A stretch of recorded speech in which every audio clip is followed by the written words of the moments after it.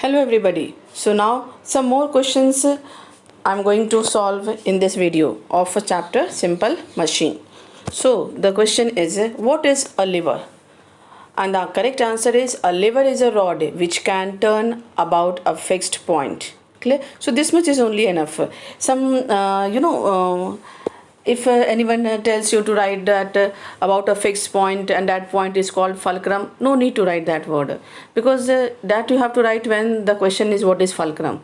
So for this, what is a lever? A lever is a rod which can turn about a fixed point. This is clear. It's called a lever. That's enough. Next is describe three orders of levers, giving an example each.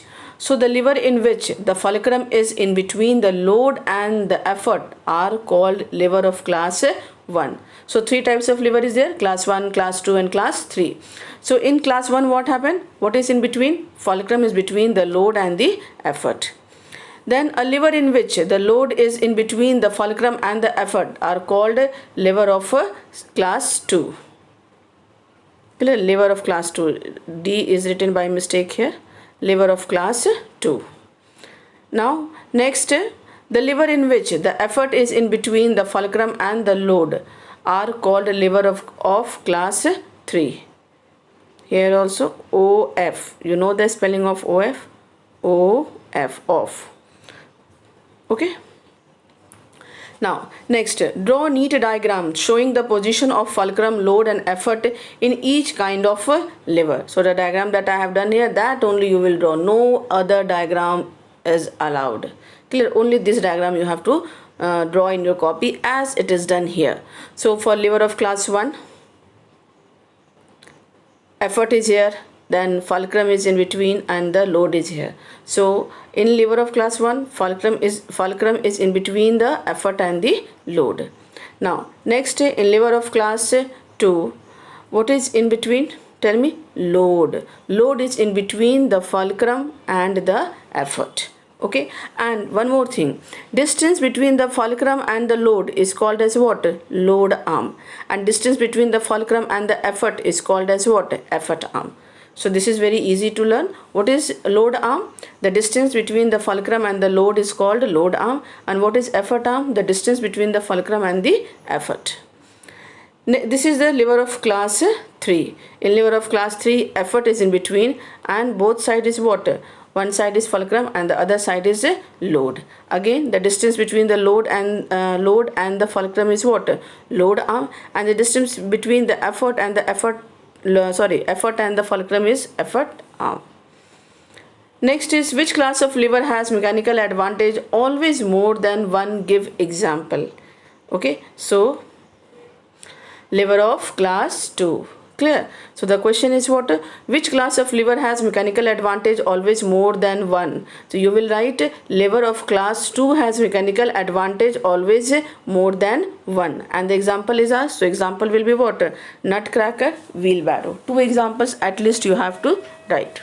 Clear? When it comes in the exam, then at least two examples you have to write, and very easy one I have taken here. Now the next is, which class of lever has mechanical advantage always less than 1? Give example. Less than 1. So lever of class 3. So you will write lever of class 3 has mechanical advantage always less than 1. Okay. And the examples are sugar tongs and knife. Next question is, give one example of class 1 lever in each case where the mechanical advantage is more than 1, less than 1 and equal to 1. Here by mistake I have typed here 2 will not be here less than 1. Okay, and the means what? In this case you have to you have to mention the you have to write the example in each case. In each case means the first case is when the mechanical advantage is what? More than 1. Another case is when the mechanical advantage is less than 1, and another example is when the mechanical advantage is equal to 1. Because all these three cases are present in lever of class 1. It is not present with the class 2 and class 3. It is only present with class 1. So let's have the answer. More than 1 means, what is the example of more than 1? means mechanical advantage, lever of class 1 which has mechanical advantage more than 1 is what? A pair of pliers. Then the mechanical advantage less than 1, answer will be what? Pair of scissors. And mechanical advantage of class 1 lever which is equal to 1, the answer is what? The example is what? Beam balance. Clear? Now next, name the class to which the following levers belong. A pair of scissors. So a pair of scissors belongs to which class? Class 1. A lemon squeezer belongs to which class? Class 2. Okay, so simply you can write it. Then a nutcracker belongs to which class? 2. A pair of sugar tongs belongs to which class? 3. A pair of beam balance belongs to which class? 2. And an oar rowing a boat belongs to which class? 1. Okay, so like this you can write the answer. Next, a wheelbarrow is what? Wheelbarrow belongs to which class? 2. Then a seesaw belongs to which class? 1. A pair of pliers belongs to which class? 1. A crowbar belongs to which class? 1. Now next, state 3 differences between 3 classes of lever. So here is the difference. So the first difference means you have to write of all class 1 lever, class 2 lever and class 3 lever. So the first difference is what? It has fulcrum in between, it has load in between, clear, and it has what? Effort in between.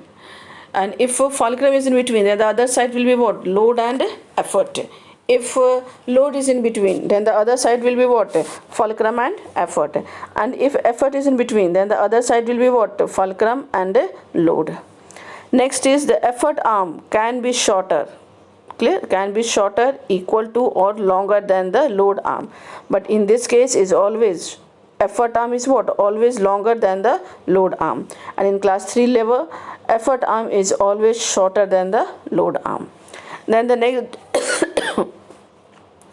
next difference, the mechanical advantage can be less than, can be equal to and can be greater than. But in case of class 2, the mechanical advantage is always greater than 1. And in case of class 3 lever, the mechanical advantage is always less than 1. Then fourth difference, the load and the effort both are in the what? Same direction.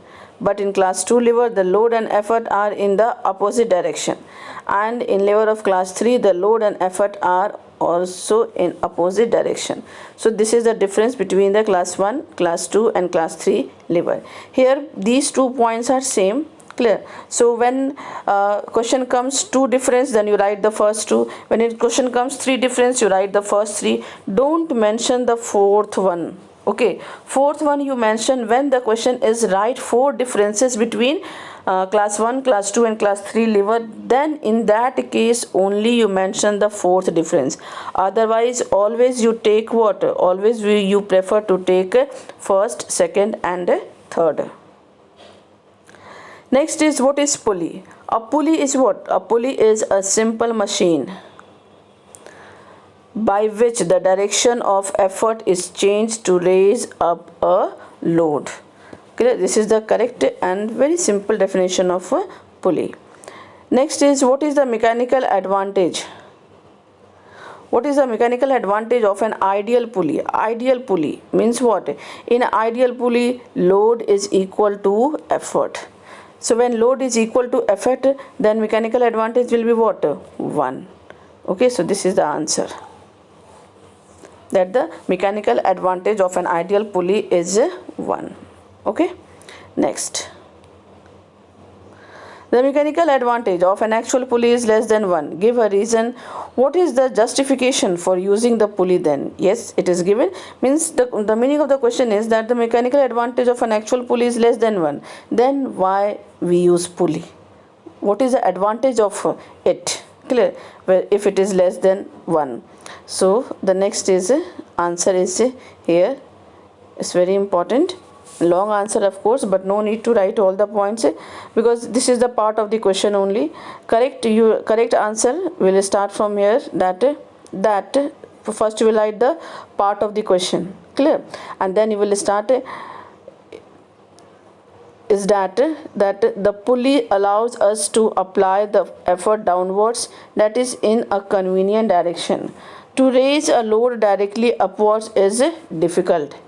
Okay, of course it is very difficult to lift the load upwards, but with the help of pulley, what happens, the effort can be applied in the downward direction, which helps to move the load upwards, and one can also hang on to it and make use of his own weight in order to apply the effort. And that is why, being that the mechanical advantage is equal to or less than 1, we use pulley to lift the load. Draw a neat level diagram of pulley. Here I have done here. Clear? Please draw this diagram in your copy. This is very important diagram, so please draw it in the copy and practice also. Clear? So this one is what? Load, and this one is effort. So as we pull this effort downwards, clear, when you pull it downwards, what will happen? This load will move up. Clear? And so we can lift a heavy load up. Next is how are load and effort related in an ideal situation. I have discussed earlier also. And you will write answer like this, that in an ideal situation effort is equal to load. Clear? In an ideal situation effort is equal to load. This much answer. Now next, what care would you take to increase the lifespan of a machine which you use? And the answer, this is the answer. We should keep the machine clean and free from dust. If the parts of a machine are made up of iron, then they can rust. So you can mention this line: to prevent them from rusting, such parts must be painted. And the third, that friction causes what? Wear and tear of moving parts of a machine. So to reduce friction, these parts must be properly lubricated from time to time. So like this, if we'll take care of the machine, then machines increases their life and efficiency. So all the questions related to this I have done. I hope all the answers must have become very clear to all of you, and you will not find no problem in writing the answer as well as in learning the answer. Thank you very much for this video. Have a nice day.